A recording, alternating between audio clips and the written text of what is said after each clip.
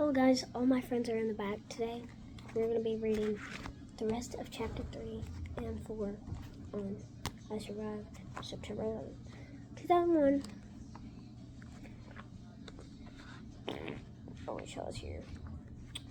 This is our bookmark. This is where we are. Actually, I lied about half. We are done, technically. So, next page. So Lucas did it. And from that first day, Lucas felt like he'd found his place. It wasn't really the game he loved. It was being on the team, being surrounded by the guys. They watched each other's backs. Winners or losers, they stuck together. Uncle Benny had also taught him the secret of catching a football. That you had to believe you were going to catch it. You have to feel it in your heart, Uncle Benny said. It worked every time. Almost. Towards the end of practice, someone threw another impossible pass. Go get it, Lucas. The guys screamed. And off Lucas went. His eyes glued to the ball. His arms stretched out so long he felt like he could grab the sun, but something went wrong. His heart knew he would catch it, but his ankle didn't. It wobbled and Lucas lost his balance. Suddenly, he was flying through the air, a missile out of control. He crashed headfirst into the hard turf. Crack. Oh no. He could practically feel his brain smacking against the inside of his skull. A white light of pain exploded in Lucas's head. He saw stars, a whole galaxy behind his eyes, and then he blacked out. Chapter 3. The next few hours were a blur. The guys swarming around him, Coach B helping him off the field, the long wait at the emergency room, moms and dad's worried faces. But in the end, Lucas was fine. He just had a concussion. Sure, it was worse than the concussion he'd gotten through in playoffs last season, and the one before that. During the summer after fourth grade.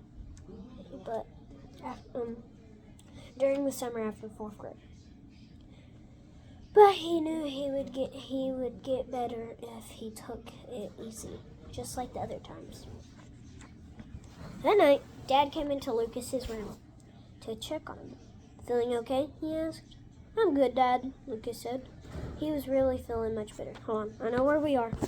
Get my bookmark. I'm gonna go get me water.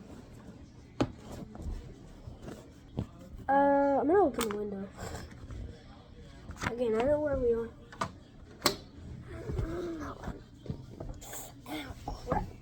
Ow, crap.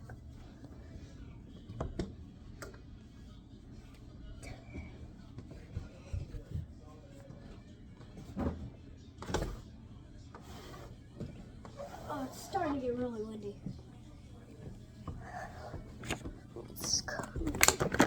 I like this. Perfect reading spot. I may need to read here when I read my actual school library book tomorrow. I got my friend Dragon.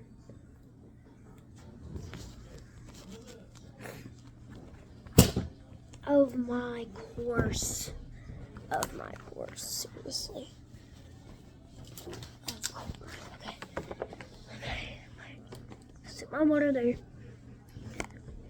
Read and enjoy the weather. Should rain later.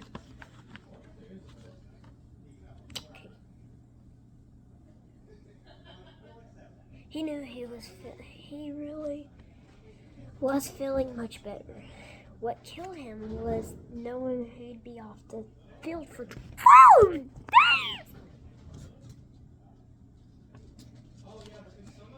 He already missed the guys.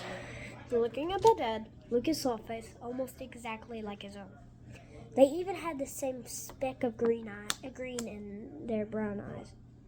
You need anything? Dad asked. I'm good, Lucas said again. Alright, we're almost done with this, and then I'll upload it, and we'll read chapter 5 and 6, and 7 and 8, and 8, 9, 9, 9. But I think we actually are going to do a little bit long, and we're going to do 3 chapters next week. Lucas stayed very still, hoping Dad would stick around and talk. But Dad stood up, he leaned over and kissed Lucas on the forehead, and he was gone. Lucas's heart sank a little. There had been a time when Dad would have plopped himself down on Lucas's bed and announced his plan for next adventure. Some nights back then, they'd wait for Mom to fall asleep so they could sneak down to the basement to work on the ceiling. Water there. It's so peaceful.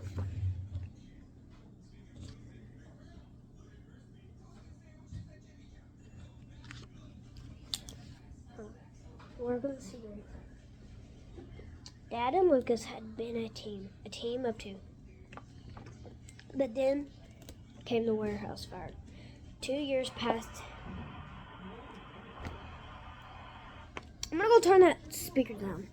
I'm trying to text somebody.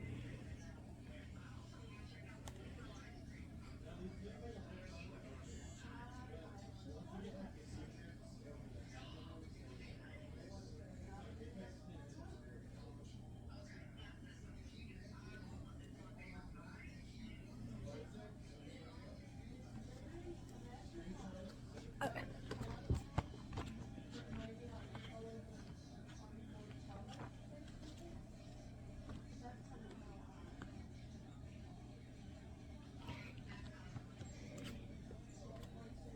Two years had passed since it happened, but the memories were still sharp.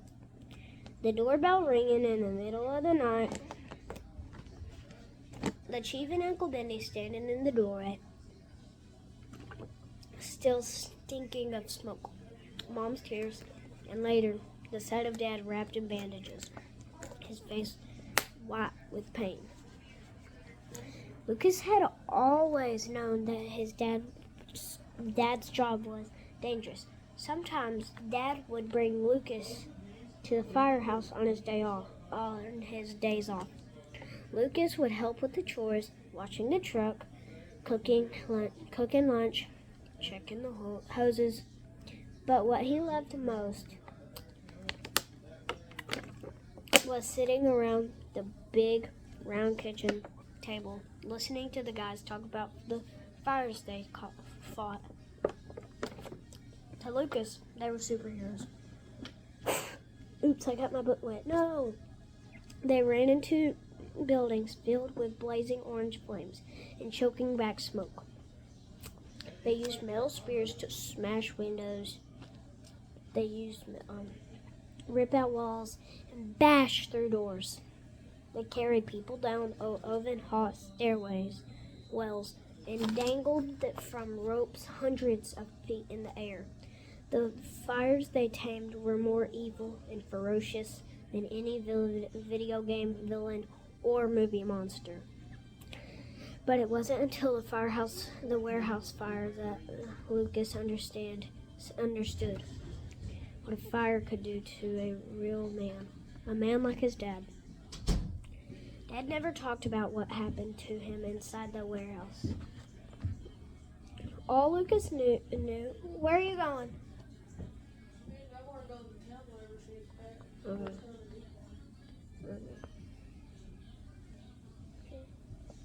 All Lucas knew was that 4 firemen died, and Dad was badly burned in an explosion. Even after all this time, the scars on Dad's arms were bright and red and lumpy, like raw hamburger. I'm sorry. That's just a stupid example.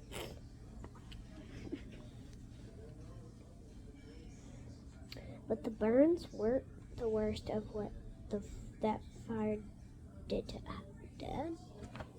What is? I don't know. It took away his easy smile and booming laugh. It turned him quiet. Some days, Dad barely talked at all. He'd get this look in his eyes like his mind was somewhere else, probably sifting through the ashes in that way.